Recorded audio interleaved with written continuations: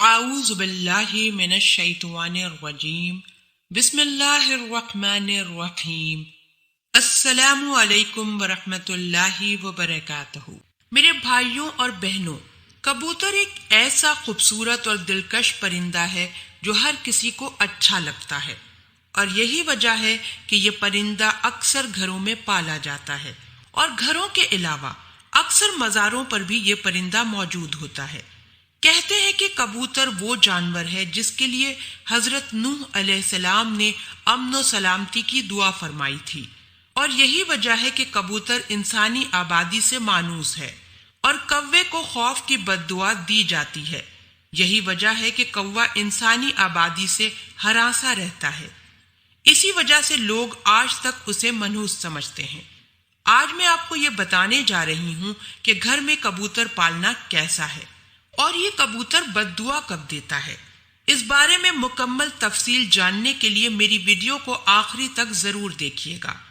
ناظرین، کبوتر پالنے سے پہلے آپ کو کبوتر کی ایک پرانی کہانی سناتی ہوں۔ تفاسیر میں ہے، حضرت نوح علیہ السلام نے جب کشتی کو جودی پہاڑ پر ٹھہرایا تو آپ علیہ السلام نے کشتی کا وہ حصہ کھولا جہاں پرندے رہتے تھے۔ آپ علیہ السلام نے کوے سے فرمایا، زمین کو دیکھ کے اس پر کتنا پانی ہے، کتنا شہر غرق ہو چکا ہے۔ کوے کو ایک مردار جانور ملا، وہ اسی کو کھانے میں سست ہو گیا، واپس نہ آیا۔ اسی میں عرب کی ایک کہانی مشہور ہے، فلاح تو کوے سے بھی زیادہ دیر لگاتا ہے۔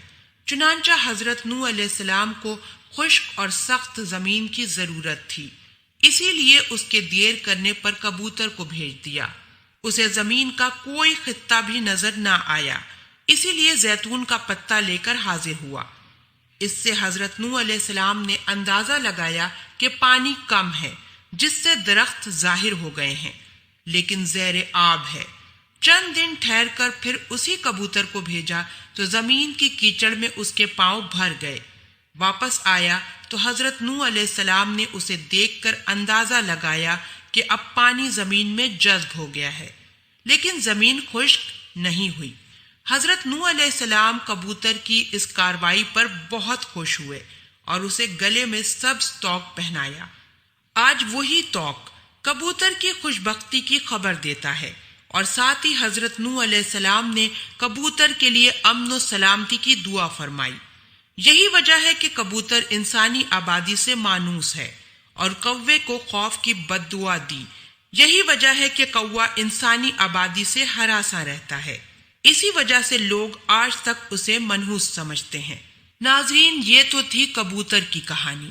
ایک ایسے کبوتر نے حضرت نوح علیہ السلام کی بات مانی اور ان کے لیے خبر لانے کا کام کیا۔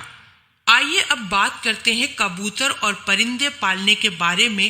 تو ناظرین، اس حوالے سے آپ کو بتاتی چلوں کہ فقہ کے نزدیک شوقیہ پرندے رکھنا اور پالنا جائز اور مباح ہے، بشرط یہ کہ ان کی غذا، سردی، گرمی اور بارش سے حفاظت کا مناسب بندوبست کیا جائے، اور جب اہل خانہ کہیں باہر جائیں تو ان کی غذا اور دیکھ بھال کا کوئی مناسب انتظام کر کے جائیں۔ روایت میں آتا ہے کہ سید انس رضی اللہ تعالی عنہ کے چھوٹے بھائی نے ایک پرندہ پال رکھا تھا۔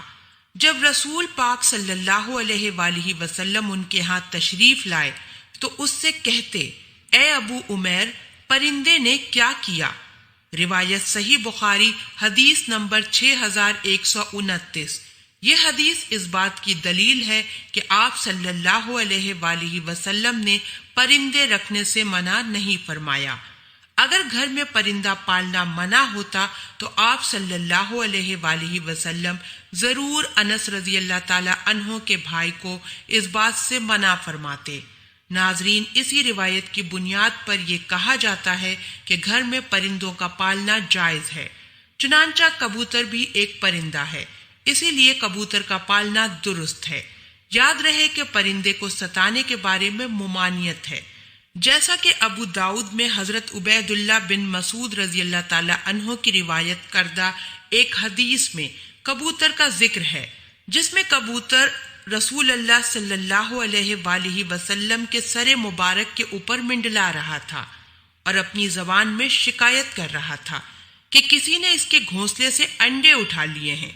حضور پاک صلی اللہ علیہ وآلہ وسلم نے صحابہ میں اعلان کیا اور ایک صحابہ نے انڈے اٹھانا قبول کیا تو انہیں حکم دیا گیا کہ وہ انڈے کو گھونسلے میں واپس رکھ دیں۔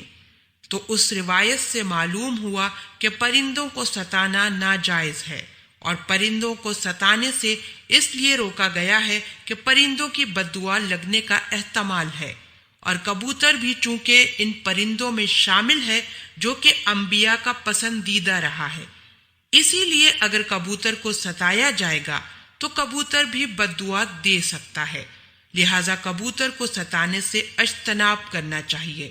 احادیث میں ہے کہ گھریلو کبوتر خدا کو بہت یاد کرتے ہیں، اہل بیت کو دوست رکھتے ہیں اور صاحب خانوں کو دعا دیتے ہیں کہ اللہ تمہیں برکت دے۔ کسی شخص نے رسول صلی اللہ علیہ وآلہ وسلم سے تنہائی کی شکایت کی تو حضرت صلی اللہ علیہ وآلہ وسلم نے فرمایا کہ ایک جوڑا کبوتر پال لے۔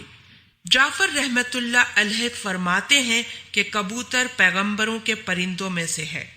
کبوتر گھر میں رکھو کیونکہ حضرت نوح علیہ السلام نے اسے پسند کیا ہے، اور دعا دی ہے کہ کسی پرندے پر اتنا پیار نہیں آتا جتنا کبوتر پہ آتا ہے۔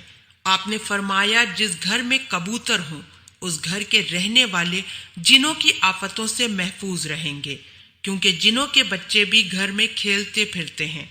جس گھر میں کبوتر ہوتے ہیں وہ ان سے مشغول رہتے ہیں اور آدمیوں کی طرف متوجہ نہیں ہوتے۔ اسی طرح ایک اور روایت میں آتا ہے کہ کبوتر کا جو پر جھڑتا ہے وہ شیاطین کی نفرت اور بھاگنے کا سبب ہوتا ہے۔ میری بہنوں اور میرے بھائیوں، ان روایت سے معلوم ہوئی کہ کبوتر کا گھر میں پالنا موجب برکت ہے۔ اللہ پاک ہم سب کو دین کی سمجھ عطا فرمائے اور اس کے مطابق زندگی بسر کرنے کی توفیق عطا فرمائے، آمین۔ آپ ہمارے چینل کو ضرور سبسکرائب کر لیں۔ سبسکرائب کے ساتھ ساتھ ہماری ویڈیو کو لائک بھی کر دیں۔